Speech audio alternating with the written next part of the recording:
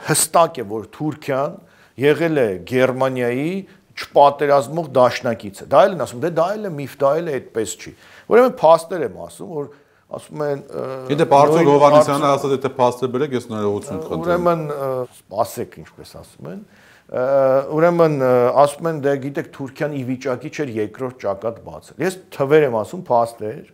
Թուրքիայում այդ ժամանակ զորահավաք է արվել եւ թուրքական բանակի թիվը մոտենում էր 1 միլիոնի, մոտավորապես 1 միլիոն էր 42 թվականին։ Այսինքն 1 միլիոնանոց բանակ ունեցող Թուրքիան ի վիճակի չէր երկրորդ ճակատ բացել եւ օրինակ անցնել Ախուրյանը եւ հարձակվել, ասենք Շիրակի մարզի վրա։ Ի վիճակի չէր։ Մյուս հանգամանքը այդ փաստերը, որ Գերմանիան խնդրել է, որ Թուրքիան բերի զորք տեղակայի խորհրդատուրքական սահմանին որպես օգնություն։ Դա բազմաթիվ փաստաթղթերում այդ մասին վկայված է։ Այսինքն որպեսզի խորհրդային միությունը չկարողանա շատ զորք հանել այդտեղից։ Որպեսզի խորհրդային միությունը ռեսուրսների մի մասը պահի այստեղ, այո։ Եվ անդադ զգա, այսպես ասած, վտանգ։ Երրորդ, Գերմանիա եւ Թուրքիայի հարաբերությունները շատ լավ են եղել երկրորդ համաշխարհային ժամանակ եւ այն որ ասում են իրականում չեզոքություն է պահել Թուրքիան, պատմագրության մեջ Թուրքիային կոչում են տարօրինակ չեզոքություն այդ ժամանակվա պահվածքը եւ կոչում են Գերմանիայի չպատերազմող դաշնակից։ Ու նաեւ գումարած դրան, որ տնտեսապես է Գերմանիային օգնել մատակարարել եւ այլն, եւ շատ լավ հարաբերություններ ունեցել տարատեսակ։ Գերմանիան ֆիքսենք ներողություն եմ խնդրում, որ Վարմարյան Հանրապետության արտաքին գործերի նախարարը նախկին նախարարը անշուշտ է, Թուրքիայում Գերմանիայի դեսպանն էր, այսինքն մակարդակը հարաբերությունները ինչպիսի բարձրացան։ Եվ Ֆոն Պապենը լրջագույն կերպար էր այդ ամբողջ ռեժիմում, ընդ որում Ֆոն Պապենը եւ նաեւ ունեի հակահայկական բազմաթիվ հայտարարություններ, օրինակ Թուրքիայի Հանրապետության հիմնադրման 10-ամյակին 33 թվականին քննադատում է Սևրը, որ դրանով հայերին հողեր էին տալիս եւ Թուրքիան հաղթեց։ Ուրեմն նաև այստեղ մի սիմվոլիկ դրվագ ասեմ 1943 թվականին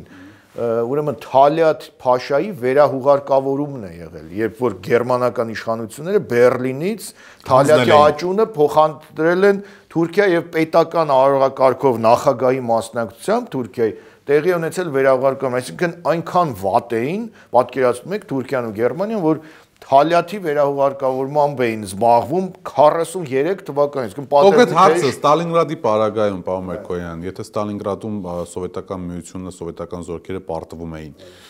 թրքական ներխուժման մտանգը ռեալ էր թե ոչ։ Միանշանակ եւ դրա մասին բազմաթիվ վկայություններ կան, թուրք պաշտոնյաների հուշերում կան բազմաթիվ վկայություններ եւ այստեղ նաեւ գիտեք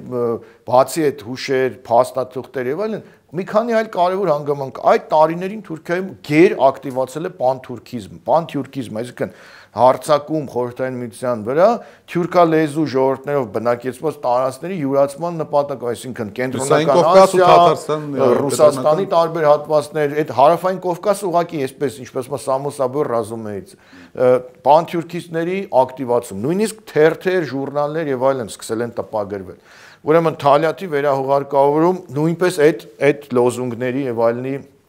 ներքո զորքի բանակի համալրում մինչեւ 1 միլիոն։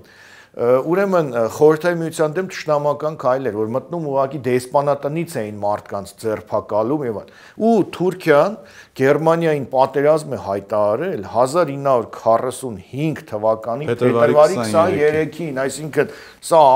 համարվում է դիվանագիտական կուրիոզ, սա կոչվում է թանաքային պատերազմ, որտեղ Թուրքիան մի բան է ծախսել այդ պատերազմի ժամանակ, այն թանակը, որով ստորագրվել է այդ հրամանը։ Բայց դրա